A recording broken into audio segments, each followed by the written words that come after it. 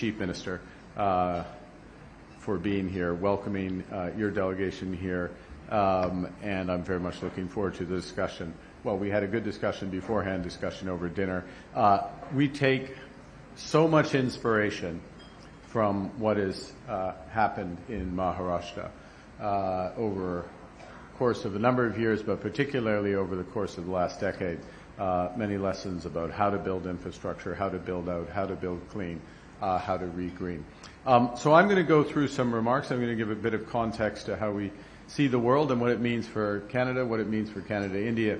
But there have been obviously developments today, and I would like to make a few comments on those developments, and I will do so in both of Canada's official languages, beginning in French. So bear with me for a moment, please. En ce qui concerne la situation au Moyen-Orient, la position du Canada reste claire. La République islamique d'Iran est la principale source d'instabilité et de terreur au Moyen-Orient. Elle affiche l'un des pires bilans au monde en matière de droits de la personne et elle ne doit en aucun cas être autorisée à acquérir ou à mettre au point des armes nucléaires. Le Canada et ses partenaires internationaux ont demandé à plusieurs reprises au régime iranien de mettre fin à son programme nucléaire, notamment lors du sommet du G7 à Kananaskis et à l'occasion de la réimposition des sanctions par les Nations Unies en septembre dernier. Nous avons imposé des sanctions à plus de 250 entités iraniennes et inscrit le corps des gardiens de la révolution islamique sur la liste des entités terroristes. Et malgré les démarches diplomatiques, l'Iran n'a pas complètement démantelé son programme nucléaire, n'a pas cessé toutes ses activités d'enrichissement et n'a pas mis fin à son soutien aux groupes terroristes régionaux. Le Canada est solidaire du peuple iranien dans sa longue et courageuse lutte contre le régime oppressif de l'Iran. Et le Canada réaffirme le droit d'Israël de se défendre. Le Canada appuie les mesures prises par les États-Unis pour empêcher l'Iran de se doter d'une arme nucléaire et pour empêcher son régime de continuer à menacer la paix et la sécurité internationale. Et le gouvernement du Canada appelle à la protection de tous les civils dans ce conflit. So to translate, Canada's position on the developments in the Middle East remains clear. The Islamic Republic of Iran is the principal source of instability and terror throughout the Middle East. It has one of the world's worst human rights records and must never be allowed to obtain or develop nuclear weapons. Canada and our international partners have called consistently upon the Iranian regime to end its nuclear program, including at the G7 summit in Kananaskis and with the United Nations reimposition of sanctions this past September. We've sanctioned over 250 Iranian entities. We've listed the Islamic Revolutionary Guard Corps as a terrorist entity. And despite numerous diplomatic efforts, Iran has neither fully dismantled its nuclear program, halted all enrichment activities, nor ended its support for regional terrorist proxy groups. Canada stands with the Iranian people in their long and courageous struggle against this oppressive regime, and we reaffirm Israel's right to defend itself. Canada supports the United States acting to prevent Iran from obtaining a nuclear weapon and to prevent its regime from further threatening international peace and security. And the Canadian government urges the protection of all civilians in this conflict going forward. So with that, I'd like to put in context where the world is, as I said before, where our relations are, where Canada is going. And let me start by observing again what an honor it is to be here and a pleasure to be at the Taj, a landmark that reflects this city's illustrious history and its resilience. My visit is the first bilateral visit by a Canadian Prime Minister in 8 years. This visit marks the end of a challenging period and, more importantly, the beginning of a new, more ambitious partnership between two confident and complementary nations. Thank you. Now, it does come during a more volatile period in the global economy. A more volatile era is emerging, and it's emerging in a process that we've described as a rupture, not a transition. And the fact is that over the past 2 decades, there's been a series of crises in finance, in health, in energy, and geopolitics that have laid bare collectively the risks of extreme global integration. And more recently, great powers have begun using economic integration as weapons, tariffs as leverage, financial infrastructure as coercion, supply chains as vulnerabilities to be exploited. And the multilateral institutions on which countries have relied, the WTO, the UN, the COP, that architecture of collective problem solving are all under threat. As a result of this, many countries are concluding that they must develop greater strategic autonomy. And that impulse is understandable. When the rules no longer protect you, you must protect yourself. A country that cannot feed itself, fuel itself, or defend itself has few options. But building true strategic economy requires diversification and partnership, not isolation. And it creates enormous opportunities for Canada and India to work together, at a minimum to limit risks, but really to increase prosperity and to build our collective sovereignty. Now, this room knows that the economic security and the prosperity of our countries depends on what we would call a strategic stack that is much longer than conventional energy, food, and defense, as important as they are. Today, sovereignty requires reliable access to space-based communications and semiconductors. It requires unhindered access to AI, critical minerals, clean energy technologies, and vaccines. It requires digital sovereignty, beginning with a sovereign cloud and extending through the intelligence infrastructure stack. Now, Canada was amongst the first to understand how the global system was changing and to fundamentally shift our strategic posture as a result. We now know that our old, admittedly comfortable assumptions that our geography and our alliance memberships automatically conferred prosperity and security, we know those assumptions are no longer valid. And so we're pursuing a new approach, which we call value-based realism, being both principled and pragmatic. Principled in our commitments to fundamental values, respect for human rights, and our responsibility for future generations. But pragmatic in recognizing that progress is often incremental, that interests of nations can diverge, and that not every partner will share all of our values. We're actively taking on the world as it is, not passively waiting for a world that we wish to be. And we are no longer just relying on the strength of our values, but also on the value of our strength. And that strength, as it does here, that strength starts at home. Since my government took office, we have cut taxes on incomes, capital gains, and business investment. As one example, we put in place what we call a super deduction A broad-based 100% tax write-off for everything from manufacturing assets to intelligence infrastructure, R&D, clean energy, and EVs. And on top of this, we have instituted investment tax credits for across the clean electricity chain, from critical minerals through to storage.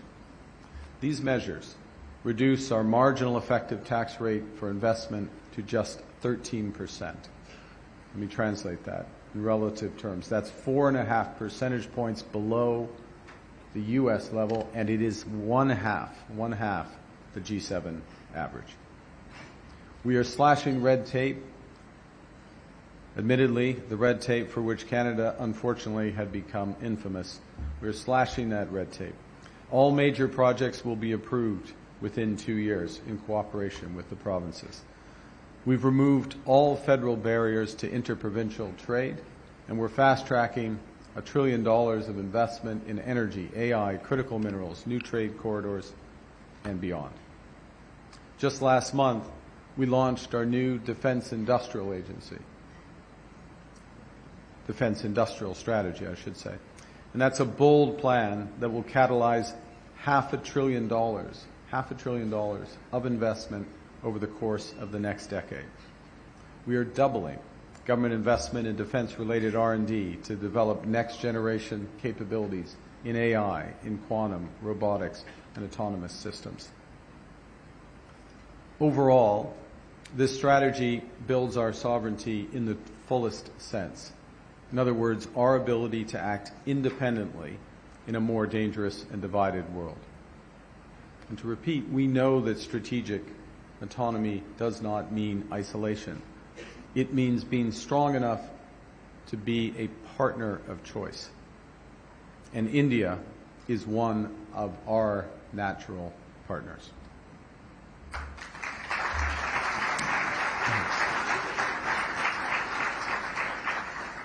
And to put those partnerships in context, we're rapidly diversifying abroad. We have agreed a comprehensive strategic partnership with the European Union, including becoming the only non-EU country to join SAFE, their defense procurement arrangement. We've signed 20 trade and security deals on 4 continents, in just 8 months, including with China, Indonesia, the UAE, and others. We're negotiating free trade pacts with ASEAN, Thailand, Philippines, Mercosur, and most importantly, with all due respect, most importantly, with India.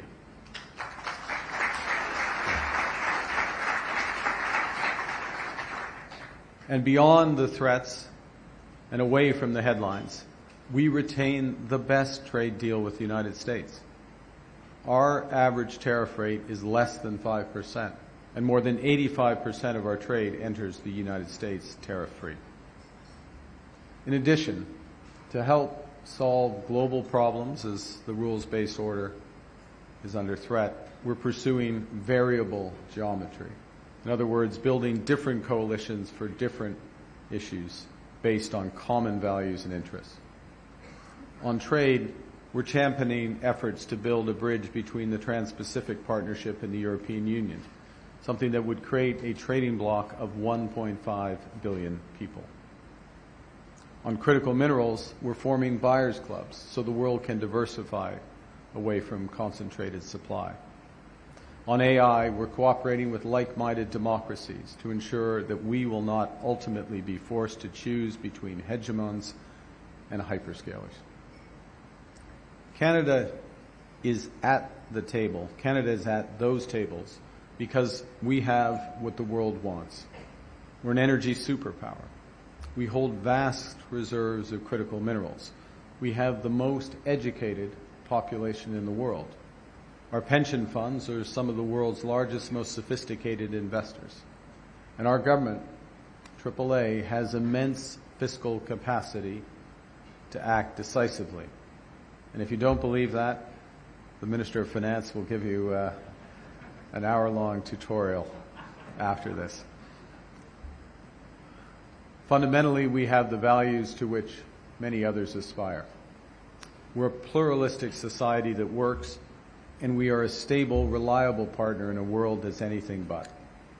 A partner that builds and values relationships for the long term.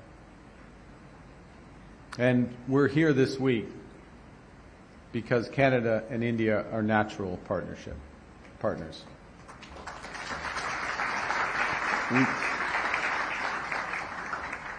That partnership begins with our people. 2 million Canadians trace their roots to India, including leaders in business, science, and government. Tens of thousands of people travel between our countries every year to visit families and friends. There's more than 1,000 Canadian companies already doing business here in India. 400,000 talented Indians study in Canada. That is double the number that study in the United States. It is 4 times the number that study in the United Kingdom. And just as Indian students come to study at Canadian universities come to India. Today it was my pleasure to join Universities Canada, representing over 20 of our top institutions, in announcing the signing of 13 new agreements for research, student exchanges, hybrid campuses, AI centers of excellence.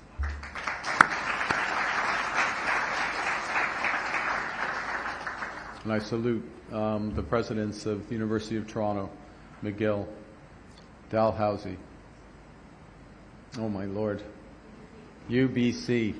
How can I forget UBC? This is an enormous opportunity for both our countries. It already has been an enormous benefit for both our countries, but it's one that is about to move to the next level. A few other things on our connections. Two-way investments between our countries. In fixed investment, $100 billion. Two-way trade exceeding $30 billion a year. But the reality is, on the economic side, that level of activity is nowhere near our potential, especially as both our countries embark on ambitious transformations. We should aim much higher, and we are aiming much higher, and to be more strategic in our partnership. And that's why, immediately after my election last year, our government set out to renew our relationship with India.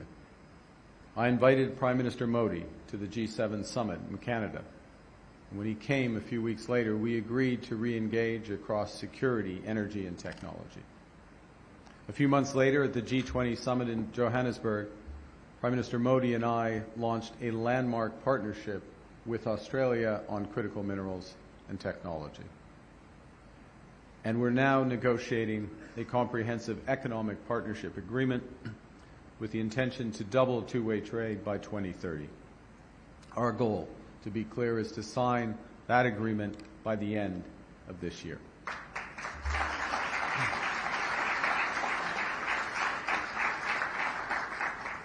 Our foreign ministers have met 5 times in 5 months. Minister Anand is here this evening.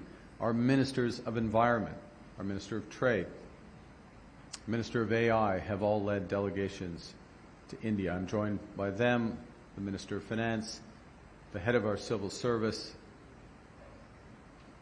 and the premiers of New Brunswick and Saskatchewan to give a sense of the breadth and depth of this relationship and the scale of the opportunities. And Premier Moe and Premier Holt, thank you for your leadership, and thank you for coming today.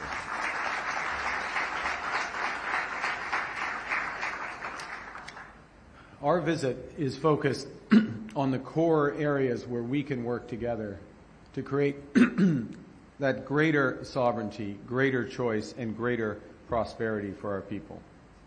That naturally begins with food and energy, given our places as Canada's position as a food and energy superpower. I'll give a few examples. LNG. We intend to increase our export capacity to Asia by 50 million tons in the coming years.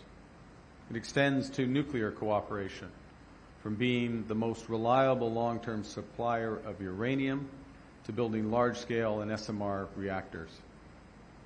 We can also be India's strategic partner in critical minerals, and metals, for your manufacturing, for your clean tech, and for your nuclear industries. And in the other respect, India can help us to double our grid with clean power by 2040.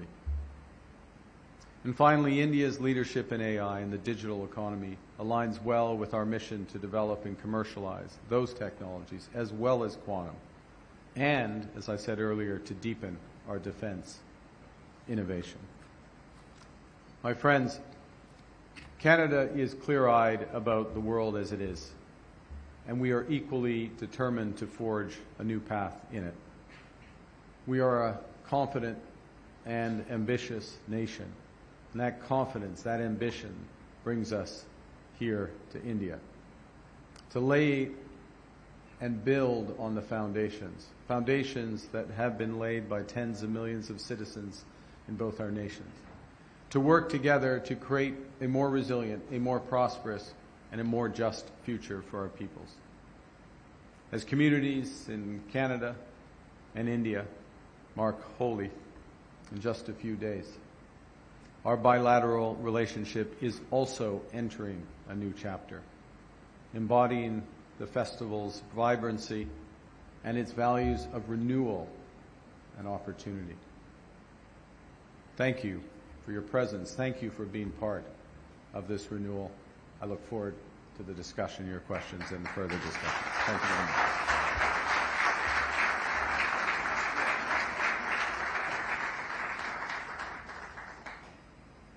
Mark Carney, it's wonderful to be able to speak with you again. And for those of you who were not in Davos, he got a rousing reception. There are very few people who actually get a standing ovation in Davos, and he was one of them. So it's wonderful to have you here in India. I want to start by addressing what you started your speech with, and that is the hostilities that we're currently seeing between U.S., Israel, and Iran. Iran saying that there are no red lines that it will now adhere to. How concerned are you about the escalation that we're seeing today? Well, I mean, to state the obvious, it is a serious escalation. It comes at the end of, candidly, years, one could portray it as decades, of diplomatic efforts to resolve the situation, to end the nuclear enrichment, to end the state-sponsored terrorism of Iran. Those efforts have made episodic progress, but not comprehensive progress. Those efforts intensified in recent weeks without resolution. It's led us to this. It is a serious conflict. In a serious conflict, you have to make choices. We have a consistent position. Prevention of Iran obtaining nuclear weapons, prevention of the state-sponsored terrorism that has plagued the Middle East in multiple forms, and support for the Iranian people. And the consequence of that will be determined by whether Iran de-escalates. We call on all parties to protect civilian lives as best as possible in what is a very serious situation. If Iran chooses not to de-escalate at this point in time and we continue to see a protracted escalation, when you say that you support the U.S. and you support Israel, what could that support entail? Do you see Canada getting involved as well? Well, look, we have not been party to the military build-up to this or the military planning of this, so it is not envisioned that we would be part of it moving forward. But certainly we have both the Minister of Finance, myself with the President, the Minister of Finance with their counterpart, Minister of Foreign Affairs, I should say, and myself with the President. We've had a series of discussions over recent weeks about the possibility of this happening if the diplomatic efforts were not successful.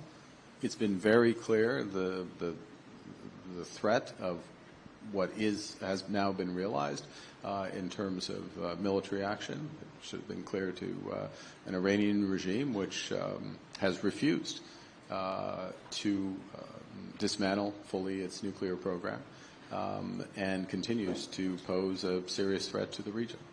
As a former central banker, what could this mean now potentially for the commodities markets, and what sort of a challenge does it pose for central banks as well as for fiscal policy around the world? In the very short term, you get a risk premium. In situations like this, you'll get a risk premium, particularly obviously in energy markets, oil markets. There is military activity around the Straits of Hormuz, which is an obvious choke point. It comes at a time, first and foremost, this is about human lives. It's about establishing stability in the region, the will of the Iranian people being respected. That, first and foremost, that. When you go back to commodity markets and inflation, it comes at a time when commodity price inflation has been lower. Oil markets have been soft as a whole, so there'll be some firmness and some spike on that, but I don't view it as I view the issue as a fundamental issue of geopolitics, of ending state-sponsored terrorism, ending nuclear proliferation in Iran, and, of course, protecting civilian lives as much as possible, as opposed to majoring on the economic side, which I don't view as being, in the fullness of time, that material. Let me now talk to you about India and your visit here to India. As you pointed out, this is the first bilateral visit by a Canadian Prime Minister in the last 8 years. And before we talk about the reset, we need to talk about the repair. And where do you believe you find yourself in that process of repair? Do you believe that the invitation to the Prime Minister to be at the G7 was really the most meaningful start of the repair process? Well, I think yes, I think it was the start of the repair process, or at least formally the trigger for the repair.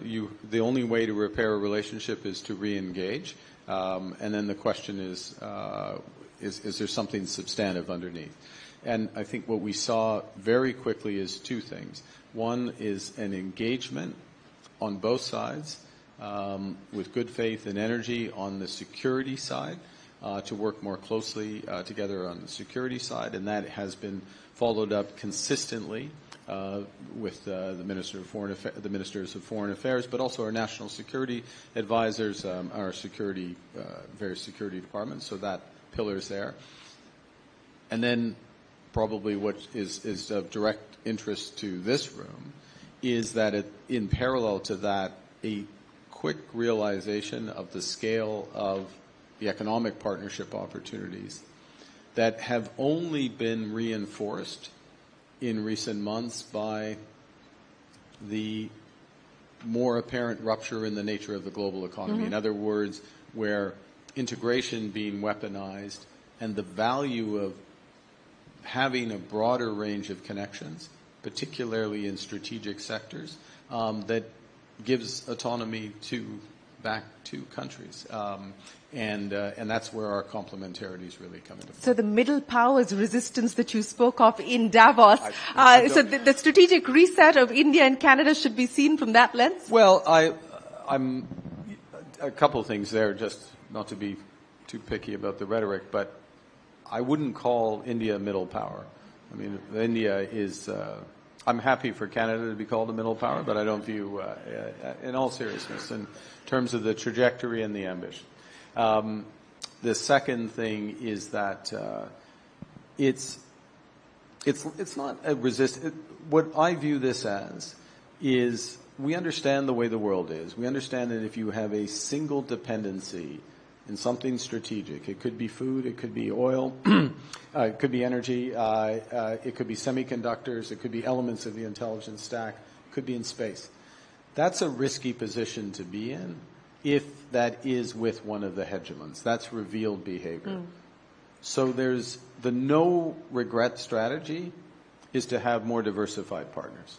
And it's a positive agenda. We're here with a positive agenda. It's not defensive. We have huge opportunities to build all the way across from food, energy, through to AI, up into space, literally up into space. And that will be good for both countries. It actually will, at the same time, make us less exposed to volatility in the world. You know, you're speaking about volatility in the world, and you talked about the new world order. Despite the U.S. Supreme Court ruling, President Trump is now talking about a 15% tariff. 10% is in place at this point in time. An executive order for 15 hasn't come. Are you prepared, or should we be prepared for a world where a baseline tariff is just going to have to be the way to do business with the U.S.? That is going to have to be the price to access the U.S. market. Is that now a realization and an acknowledgement? Well, President Trump has been clear for months that being part of access to the U.S. market, you should pay, quote, unquote, for access to the U.S. market.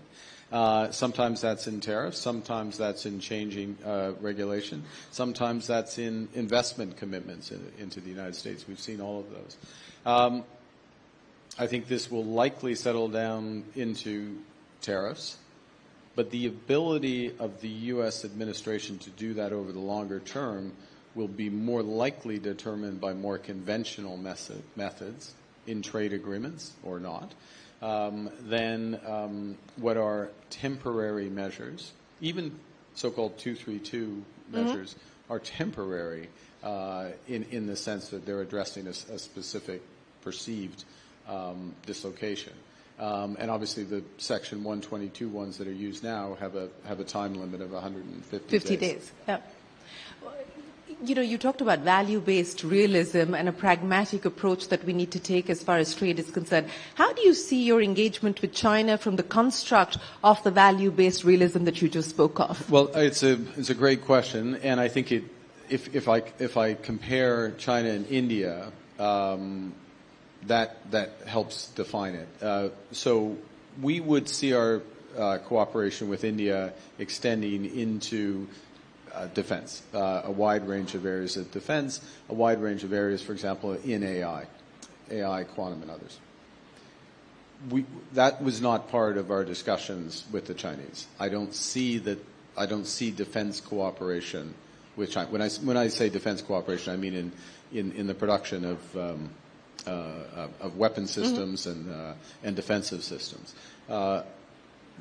And why is that the case? Well, because we have the overlap between our values. Canada and India there is not a comparison vis-a-vis China. So the opportunity set with China, which is large in absolute terms, is much narrower than it is with India. Let's talk about the India opportunities then. You said that you believe that there is a lot of ambition in making this partnership and taking this partnership to newer heights. What can we expect then in terms of the CEPA? The Commerce Minister said that they hope that at least the launch of the talks, the fresh round of talks for the CEPA will happen during this visit of yours. What can you expect on that front? Well, I think yes, I share the view of the Commerce, or the hope. Actually, I would upgrade his hope to an expectation, if not a certainty, that we would launch these talks. The second thing, the Prime Minister and myself agreed in Johannesburg, as I said in my remarks, that our intention is to sign a CEPA by the end of this year, ideally by the G20 summit, the upcoming G20 summit. In America, I guess. So that's the first. The second is there's a series of other agreements, for example, around critical minerals, which we would logically develop. Whether that's part of the CEPA or not is, for facts on the ground, it doesn't make a difference. I mean, we have the agreement between the two nations. So I see a series of other agreements. Critical minerals would be one. Maybe digital trade may be in or out, but I would expect that we need agreement in around that. So the ambition is much broader than even the comprehensive economic partnership. You spoke about the Buyers Club for critical minerals. Do you see India as being part of it? I think it's very important that India is part of it, first point. Second, it was one of the quieter things but more important things that came out of the Kananaskis G7. Again, Prime Minister Modi was there. Here, the expertise here, but also it helps create that critical mass for it. You know, you talked about defense and that being an area of opportunity for both Canada and India to work together. Nuclear, and there are historical ties between India and Canada going back to Cameco transferring technology to Indian companies here. Do you build on that in light of the fact that India has just passed this legislation? Is this going to be an area of priority for you? It's absolutely an area of priority. I think maybe I'll just, one thing, that's probably can-do technology. But Cameco is very much implicated. As Premier Moe is here from Saskatchewan, where there's more than enough uranium, I think, is that fair to say, in your great province, for the scale of nuclear ambitions globally, but very much here. And I think this is a crucial point. When you get to areas like anything on the energy side, but let's stick with nuclear, anything on the food security side and others, Canada will be a reliable partner. We will not weaponize, be tempted to play with this. This is a crucial, and that's part of what. Again, I don't want to group India in as a middle power, but the non-hegemons. That's where when we come together, that's part of the advantage, and particularly with those countries where you share share a core set of values. You know, the non-hegemon grouping that you just spoke of on the energy side, that's another area of cooperation. We had your energy minister here in January, and there was a renewed commitment to build on the energy partnership between India and Canada. In light of the US's attempt to get India to diversify its energy mix more and stop buying from Russia, do you see this as an opportunity for countries like Canada? Well, I think there's a wide range of energy opportunities. We just touched on nuclear. I mentioned LNG. That is a huge opportunity there. We expect that there will be additional oil capacity, oil export capacity that could be complementary here. I would just stress alongside that that unlike the U.S., at least for the moment, we will be a major buyer of clean technology. I'll give one example of 60 gigawatts clean technology, and including storage required offshore, in Atlantic Canada. So it's a two-way partnership. I think it's natural, irrespective of the issue with Russia. You know, we're almost at the end of our time. So let me ask you. You spoke in Davos about the fact that if you're not at the table, you're on the menu. At this point in time, given everything that's happening in the world, and as you pointed out, it's a rupture. It's not transient. There's no going back to the way the things were. What concerns you about what we're seeing today the most, in light of the many developments that have taken place, even since you made that speech in Davos? I think I'm more optimistic, but Than you were in Davos? Well, I'm more optimistic because of the reaction to that speech, and there's a sort of public reaction, but then the quality of the discussions with a wide range of countries who are all thinking the same thing, who all realize that there's many areas to partner together, and to be frank, who all want a positive agenda. They want to build. They want to move forward. They're confident. I mean, this to me, it describes India. It also describes Canada. And as opposed to being in a defensive world where you're waiting for the next tweet, and you're worried about your core economic relationships. No, build a relationship you can rely on for the long term. That lowers my worry level because there's just so much to do.